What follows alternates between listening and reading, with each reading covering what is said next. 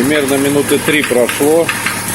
И вот резко началось вот так вот. На холодную тишина была. А сейчас вот